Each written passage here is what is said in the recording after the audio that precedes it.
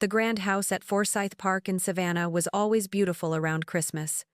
Sparkling lights hung gracefully from ancient oaks, casting gentle reflections on the fountain below. Yet inside the Anderson mansion, Emily Harper felt the air heavy with something more complicated than festive warmth. Emily watched as her mother, Sarah, chatted brightly with guests, holding tightly to her husband's arm. Michael Anderson, Emily's stepfather, was a tall man whose serious eyes softened whenever he smiled at Sarah. Emily loved Michael deeply, admiring his quiet strength. But tonight, even his reassuring presence couldn't ease the tension coiled tight within her. Tonight, Emily felt different, isolated. 4 years had passed since Michael and her mother married, yet moments like this reminded her she was still an outsider. Emily scanned the crowd until her eyes found Vivian Anderson, Michael's mother, who held court near the elegant Christmas tree. Vivian wore a perfectly tailored burgundy dress, and her white hair was styled immaculately, framing a sharp face and sharper eyes. Vivian had never openly welcomed Emily, yet tonight the distance felt unbearable. Something cold lingered in her gaze, intensifying Emily's unease. A bitter sensation grew at the back of her throat as she watched Vivian call forward each of her grandchildren, offering wrapped gifts with gentle words of affection. At 16, Emily had learned how to hide her feelings. She adjusted the sleeve of her velvet dress nervously, standing at the edge of the spacious living room. Around her, family members laughed, chatted, and sipped drinks, surrounded by tasteful decorations and the faint scent of pine. Sarah stepped forward, smiling nervously, her voice shaky. "Vivian, was there perhaps a mistake? Emily hasn't received her gift." Vivian turned slowly, her voice crisp and controlled. "No mistake was made, Sarah. Emily is not my granddaughter. Blood matters." The words dropped like stones into water, rippling shock across every face. Emily's heart pounded so violently she feared others might hear. She glanced toward Michael, his face ashen, eyes darkening with an emotion she couldn't read. She quickly averted her gaze, too ashamed to seek his comfort. Without speaking a word, Emily quietly stepped backward and retreated from the stairs, slipping down a corridor toward the empty kitchen.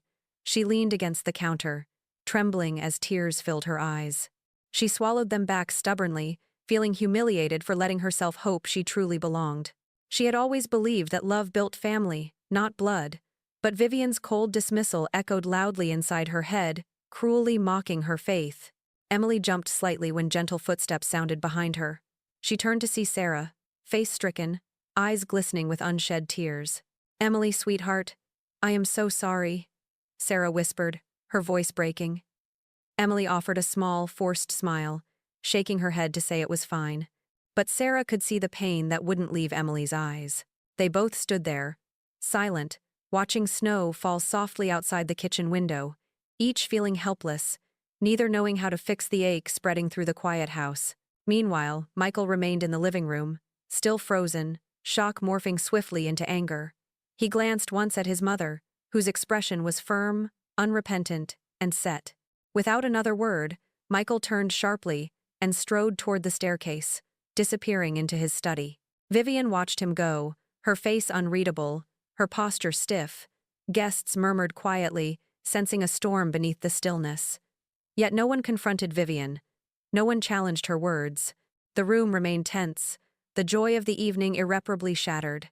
In the kitchen, Emily drew deep breaths, trying to regain control of her emotions. Her fingers clenched tightly against the marble countertop. Her mother touched her arm softly, whispering comfort, though they both knew nothing could erase the humiliation Emily felt. Finally, they heard footsteps again. Michael entered, his expression quiet, but his eyes steady and resolute. "Emily," Michael said, his voice calm and sure, yet filled with unmistakable determination, "I need you to come with me." Emily hesitated, glancing at Sarah, who nodded gently. Michael reached out his hand, and Emily took it, feeling warmth and steadiness in his grip. He led her back to the living room, where Vivian still stood, appearing unaffected, though her eyes narrowed slightly at their approach. Michael faced his mother directly, pulling out a slim file from beneath his arm. Without anger, without raising his voice, he opened the file on the table. Inside were neatly arranged documents, legal adoption papers, insurance policies, trust accounts, and an official family tree, all clearly listing Emily Harper Anderson as Michael's legitimate daughter. Mother, Michael said calmly, each word clear and deliberate. Blood is not what defines family. It is love, acceptance, and choice. Emily is legally, emotionally, and fully my daughter. If you cannot recognize that truth, if you choose to reject her, then understand clearly, you reject me too. Vivian remained silent, eyes fixed on the documents before her. Her expression, once composed, showed the barest hint of surprise and discomfort. Without waiting for her response, Michael gently took Emily's hand again, guiding her upstairs away from the stifling silence. Emily felt something shift inside her chest, warmth blossoming beneath the ache. For the first time tonight, she allowed herself the fragile hope that perhaps love could truly overcome the barriers built by blood. Outside, snow blanketed Savannah softly, muffling sounds and smoothing edges, casting a peaceful illusion over the city. Inside the Anderson mansion, however, nothing was peaceful. Beneath the gentle glow of Christmas lights, hearts ached quietly, truths were silently questioned, and the very definition of family hung precariously in the balance. The Anderson mansion had never felt so large or so lonely. Emily sat quietly on her bed, her eyes fixed on the swirling patterns of snow outside her window. The muted sounds of lingering guests gradually faded, replaced by silence, heavy and pressing. Tonight's humiliation replayed in her mind, Vivian's cold voice slicing through every warm memory she had carefully stored away these past few years. She wrapped her arms around her knees, chin resting on top, feeling her heart beat painfully slow. Emily wasn't sure if she was more hurt or angry. Both emotions tangled tightly inside her chest. She'd grown used to being the outsider, the daughter of a single mother, but this felt unbearably raw, deeper than anything she'd ever experienced. A quiet knock startled Emily from her thoughts. Michael entered the room gently, concern etched into his face. Emily quickly wiped away the lingering tears, embarrassed that he had seen her like this. Michael moved closer and sat beside her, leaving a respectful space. His presence felt reassuring, calm amidst the emotional chaos swirling inside her. He let silence settle between them first, as if sensing that words needed time before they could find their way out. "I'm sorry, Emily," Michael finally said, softly breaking the quiet. "You never should have felt unwanted. Not in this house, and certainly not in this family." Emily glanced at him, seeing sincerity in his eyes, yet still feeling cautious, vulnerable. "Maybe your mother's right," she whispered, voice small and strained. "Maybe I don't belong here."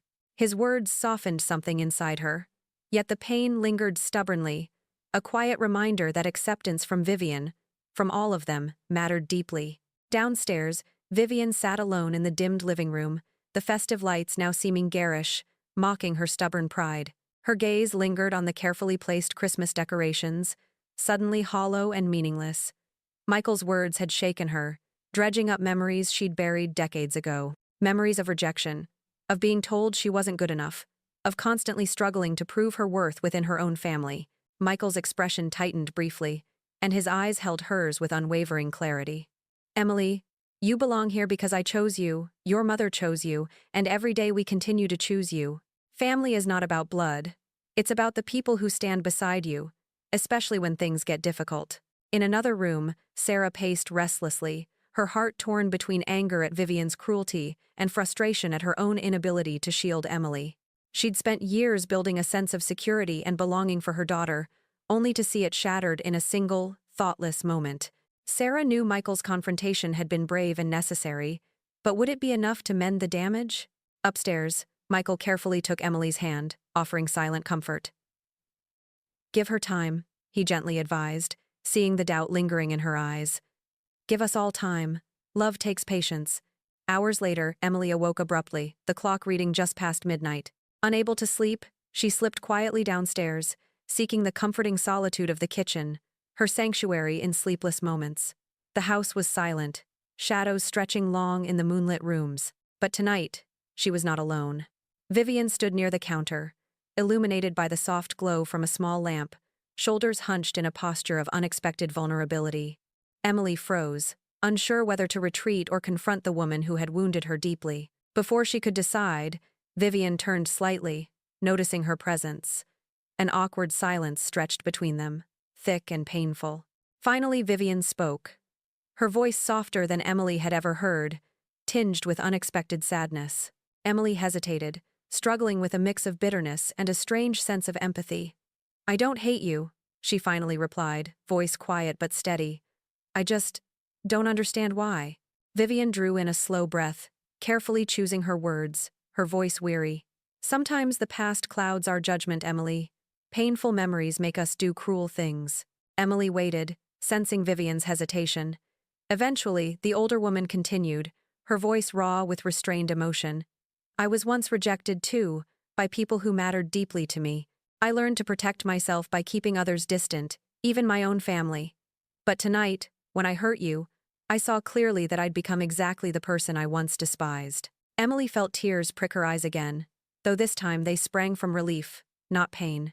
She didn't speak, couldn't speak, but something between them softened in that fragile moment, a first tentative step toward understanding. Vivian gently placed a hand on Emily's shoulder as she passed, hesitating only briefly, as though unsure of how to offer comfort. Emily felt the subtle gesture resonate deeply, and though neither woman spoke further, something significant had shifted. Left alone again in the soft glow of the kitchen, Emily felt her heart settle slightly, the ache now mingling with hope. Outside, snow continued to fall gently, blanketing Savannah with quiet peace. Inside, beneath the quiet shadows, a family cautiously began to heal, learning that the ties binding them together were formed not from blood, but from choice, from forgiveness and from love. Days after Christmas Eve, the Anderson household returned to an uneasy normality. But beneath the surface, invisible tensions lingered, unspoken yet deeply felt by everyone. Emily navigated through her daily routines carefully, observing subtle changes in the way Vivian interacted with her. The older woman was notably quieter, less severe, almost thoughtful. Still, Emily was hesitant, wary of placing too much faith in small gestures. Michael had hoped the confrontation might clear the air, yet found his mother retreating further into herself. His conversations with Vivian had become brief and awkward, with painful silences stretched out between careful words.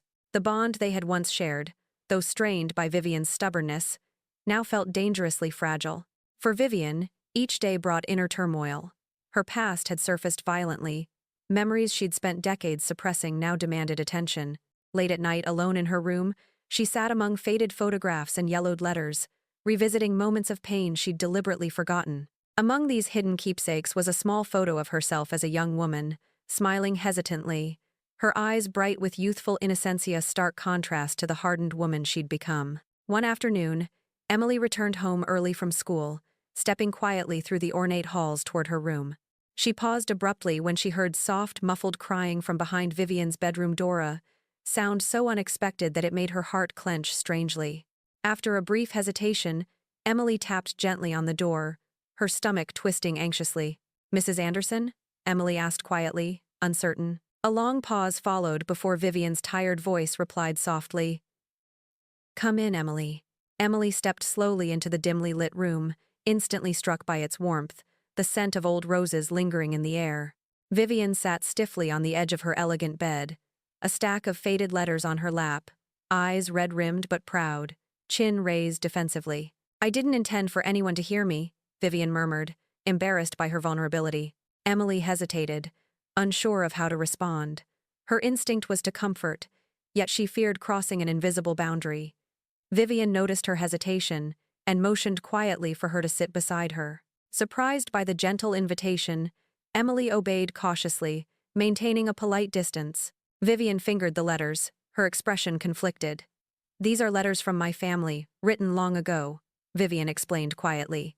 "They are reminders of why I became who I am today." Emily watched curiously, sensing a rare openness in Vivian's voice. She remained quiet, giving Vivian space to share if she wished. Finally, Vivian continued softly, "I married into the Anderson family as an outsider. They never truly accepted me. To them, I was never enough, never refined enough, never good enough. For years I believed them, and their cruelty made me hard. It made me bitter." Emily felt an unexpected rush of sympathy, connecting deeply to Vivian's story. Her own experiences of rejection were still fresh, allowing her to understand Vivian's pain more profoundly than anyone else in the family might. Vivian drew a shaky breath. "I vowed never to feel that vulnerable again. But in doing so, I became cruel myself. I hurt you, Emily, exactly the way they once hurt me." Emily gently reached out, placing her hand carefully over Vivian's trembling fingers. It was an instinctive gesture, simple yet powerful. "I know it hurts," Emily whispered softly, her voice steady. "But you don't have to keep hurting. You don't have to repeat their mistakes." Vivian stared at Emily, astonished by the quiet wisdom from the young girl she had harshly judged. Her hardened expression softened, and for the first time, genuine respect shone through her eyes. "Perhaps you're right," Vivian whispered faintly, tears threatening to fall again. They sat quietly in the soft glow of the afternoon sun, silently acknowledging each other's pain, sharing something profound in that fragile moment. Vivian finally spoke again, voice stronger now, clear and firm. "Emily, I want you to know that I regret what I said deeply. I don't expect forgiveness, but I promise to try harder to be better." Emily felt tears rise, emotions tangled between gratitude and lingering uncertainty. Yet the sincerity in Vivian's eyes reassured her. "Thank you," Emily replied simply, voice soft but earnest. A quiet knock interrupted their fragile truce, Michael standing hesitantly in the doorway. Seeing them together, a sense of relief and cautious hope filled his eyes. "Is everything all right?" Michael asked carefully, glancing from his mother to Emily. Vivian smiled faintly, giving a gentle nod. "Yes, Michael. Everything will be all right." As Emily rose quietly to leave the room, Vivian reached out, briefly touching Emily's arm. "Emily," Vivian murmured gently, almost shyly. "You may call me Vivian from now on if you'd like." Emily smiled softly, sensing the profound significance in Vivian's gesture. She nodded warmly, her heart feeling lighter, the lingering ache slowly easing. "I would like that very much." Outside Vivian's room, Michael gently touched Emily's shoulder, eyes filled with quiet pride. "Thank you," he whispered, voice thick with emotion. Emily simply smiled, finally feeling, deep down, a growing sense of belonging that had eluded her for so long. That night, alone again in her room, Emily stared at the ceiling, reflecting on the day's events. She understood now more clearly than ever that beneath the cold exterior, Vivian had suffered deeply, shaped by old wounds and harsh experiences. And in recognizing that pain, Emily felt something profound shift within herself, a realization that empathy was perhaps the truest form of strength. In the silent mansion beneath the velvet savanna sky, secrets had finally begun to unravel, painful truths revealed. Yet these revelations offered healing too, proving that love and understanding could bridge even the deepest divides. And as Emily drifted into sleep, the quiet whisper of hope lingered gently in her heart, reassuring her that perhaps, in time, family could indeed be chosen, nurtured, and made whole again. Winter faded gently into early spring, and Savannah began to bloom in bursts of magnolias and azaleas. The city, usually tranquil, stirred with new life. Yet, inside the Anderson household, change came more slowly, soft, subtle, but undeniably present. Emily began noticing small differences. Vivian's gaze now lingered warmly on her, filled with a quiet tenderness that had previously seemed impossible. Conversations at the dinner table grew less strained. Laughter began to return, shyly at first, then more confidently. The fragile trust between Emily and Vivian strengthened bit by bit, like new leaves cautiously emerging after a harsh winter. One rainy afternoon, Emily returned from school to find Vivian in the kitchen, attempting awkwardly to bake cookie assassine. So unexpected it left Emily momentarily speechless. Vivian, sensing Emily's amusement, flushed slightly, brushing flour from her apron. "I suppose this isn't my strong suit," she admitted sheepishly, gesturing at the messy countertops and uneven dough. Emily chuckled gently, stepping closer to assist. "Let me help," she offered kindly, her voice soft and encouraging. Vivian smiled gratefully, allowing Emily to guide her patiently through each step. Together they worked quietly, a sense of peaceful unity growing between them. When Michael and Sarah arrived home later, they paused in the doorway, astonished and warmed by the unexpected sight of Emily and Vivian laughing comfortably together over trays of slightly burnt cookies. Michael felt relief flood him, deeply hopeful evidence that his fractured family was finally beginning to heal. Yet despite these improvements, moments of doubt still lingered. Emily sometimes felt wary, the wounds of rejection slow to fully heal. One particular night, the tension resurfaced painfully at a large gathering of extended Anderson family members. Vivian's older sister, Margaret, visiting from Atlanta, bluntly remarked upon seeing Emily. "Oh, I forgot Michael married someone who already had a child." The careless comment reopened Emily's carefully hidden insecurities. Her stomach clenched painfully, embarrassment burning across her cheeks. Vivian immediately caught Emily's reaction and felt a surge of protective anger flare within her. Stepping forward firmly, Vivian confronted Margaret directly, her voice quiet yet authoritative. "Yes, Margaret. Emily is Michael's daughter-me granddaughter. Family isn't defined by blood but by love. I hope you'll remember that clearly in the future." Emily stared at Vivian, stunned and deeply moved by her fierce defense. Vivian's unwavering gaze silenced Margaret immediately, who offered an embarrassed apology and withdrew. Later, Vivian gently took Emily's hand, whispering softly, "You are family, Emily, and no one can diminish your place here." That night, Emily lay awake, replaying Vivian's powerful defense. The memory filled her chest with a warmth so strong it brought tears to her eyes, not from sadness, but gratitude. Vivian had chosen to stand firmly beside her, finally proving that acceptance could overcome even deeply ingrained biases. As spring deepened, Emily and Vivian began spending more time together, often strolling slowly beneath the Spanish moss-draped trees in Forsyth Park. On one such walk, Vivian opened up further, her voice soft and introspective. "Emily, it frightens me sometimes, this feeling of vulnerability.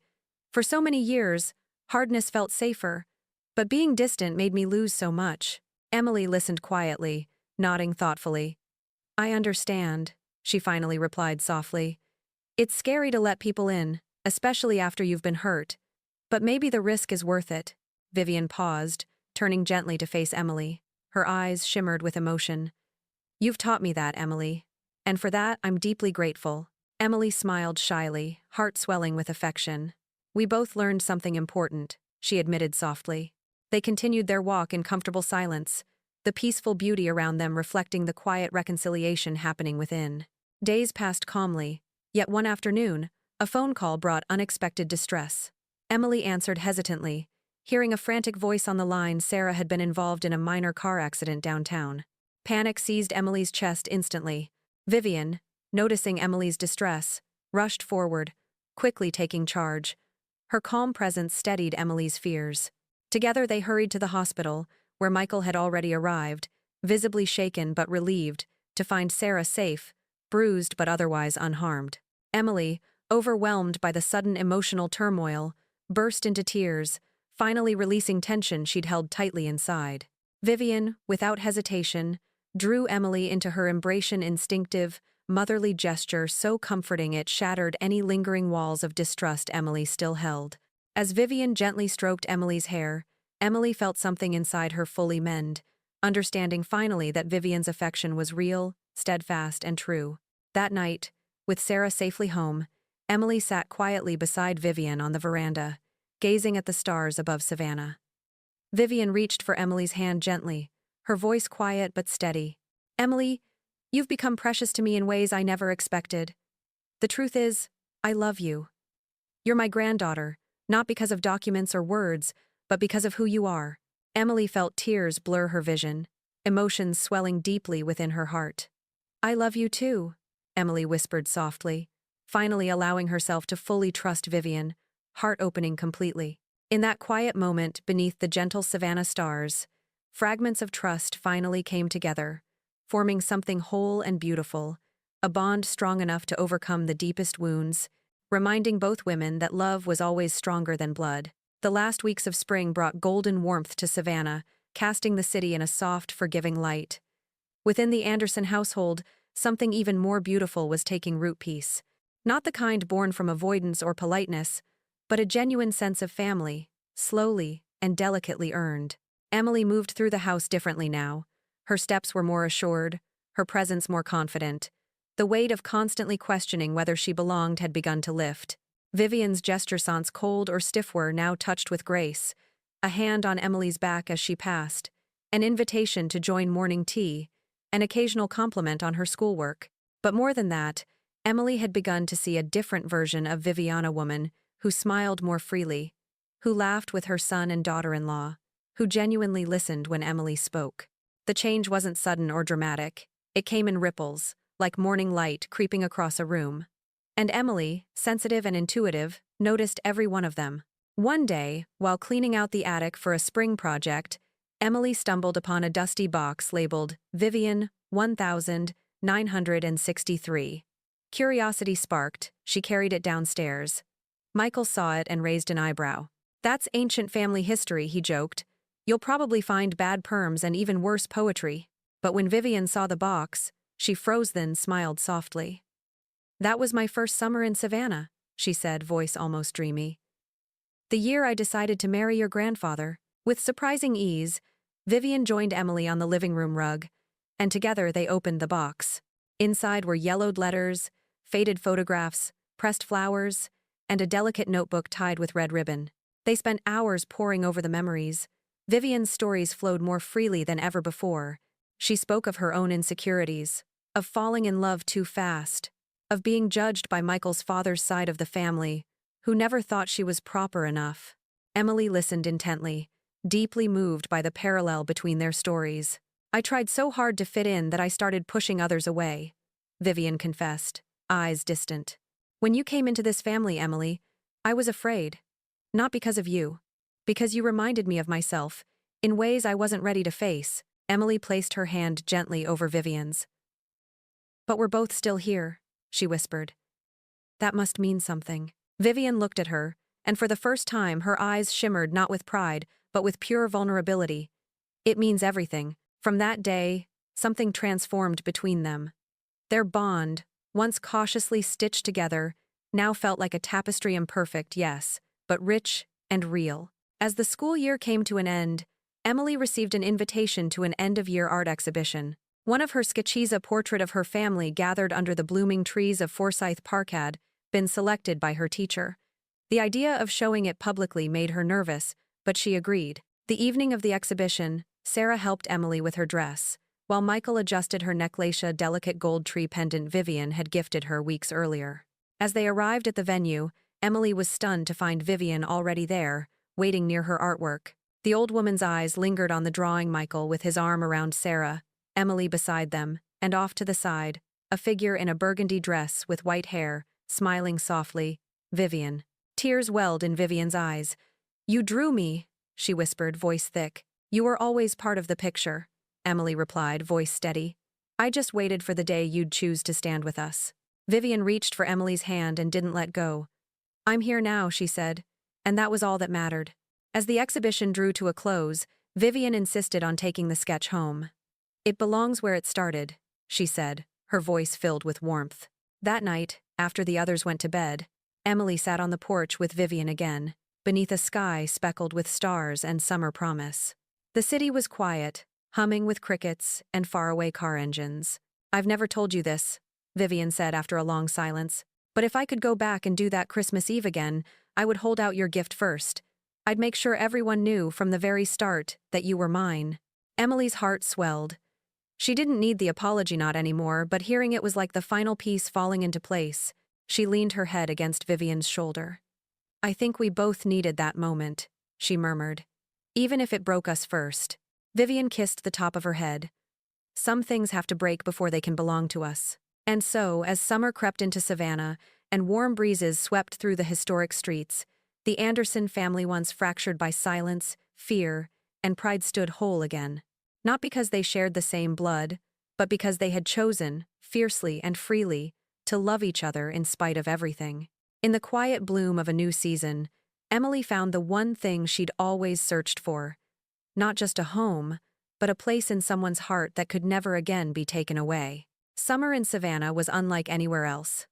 The city breathed in golden haze and exhaled a warmth that wrapped around your skin and didn't let go. Tourists came for the charm, but Emily Harper had come to understand the true weight of this season. It was a time of growth, of becoming. The transformation within the Anderson family was almost imperceptible now, not a rupture, but a quiet blossoming. Vivian no longer hesitated when calling Emily dear, and Emily no longer felt the need to brace herself when walking into a room. They had begun to laugh together, share secrets, even disagree, and that, perhaps, was the greatest sign of all.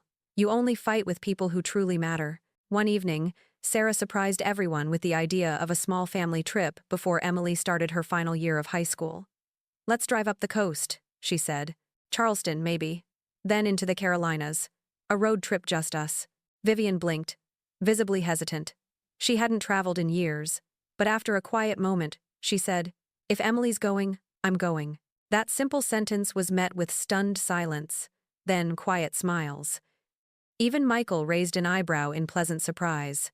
They left 3 days later in the family's SUV, Michael driving, Sarah navigating, Emily in the back seat with a playlist ready, and Vivian holding her cane, wrapped in a scarf, seated beside her with an air of determination that left no room for teasing. The trip was filled with small, extraordinary moments.